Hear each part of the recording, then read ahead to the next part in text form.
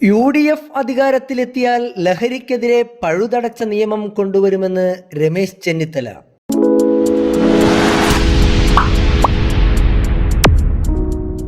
കഴിഞ്ഞ UDF സർക്കാർ മദ്യം ഉൾപ്പെടെയുള്ള ലഹരിക്കെതിരെ കടുത്ത നിലപാടെടുത്തപ്പോൾ LDF സർക്കാർ മദ്യത്തിൻ്റെ വ്യാപനം വർദ്ധിപ്പിച്ചുകൊണ്ടിരിക്കുകയാണ്.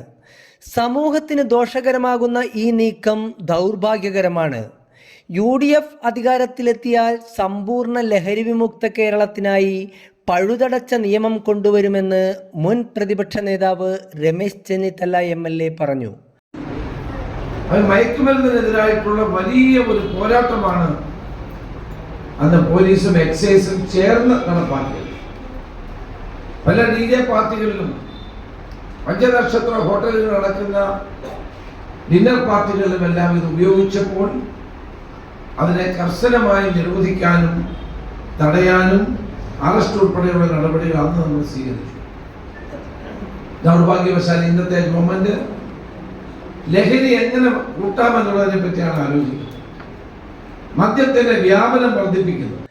ആലങ്ങാട് നടന്ന മദ്യവിമോചന മഹാസഖ്യം സംസ്ഥാന സ്പെഷ്യൽ കൺവെൻഷൻ ഉദ്ഘാടനം ചെയ്ത് സംസാരിക്കുകയായിരുന്നു അദ്ദേഹം. ലഹരിക്കെതിരെയുള്ള MVMSന്റെ പോരാട്ടത്തിന് പൂർണ്ണ പിന്തുണ നൽകുമെന്നും അദ്ദേഹം കൂട്ടിച്ചേർത്തു.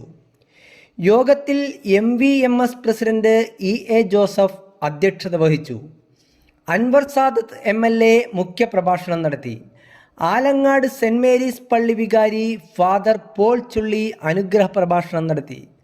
മുസ്ലിം League general secretary advocate VE Abdul Gafoor, Karumalloor block Congress president KR Nandakumar, സാഹിത്യകാരൻ കൊടുവഴങ്ങ ബാലകൃഷ്ണൻ, ആലങ്ങാട് ജുമാഅത്ത് കമ്മിറ്റി പ്രസിഡന്റ് ബിനു അബ്ദുൽ കരീം, വെളിയത്തിനാട് ജുമാഅത്ത് കമ്മിറ്റി പ്രസിഡന്റ് മാലിക് പാത്തല, കടൂപ്പാടം ജുമാഅത്ത് committee president VA Muhammad Ashraf, MVMS general secretary KA Manjusha, രക്ഷാധികാരി CI Abdul Jabbar, treasurer A Abdul Rasheed, programme committee chairman VK Kuttappan, general convener MP Rasheed എന്നിവർ സംസാരിച്ചു.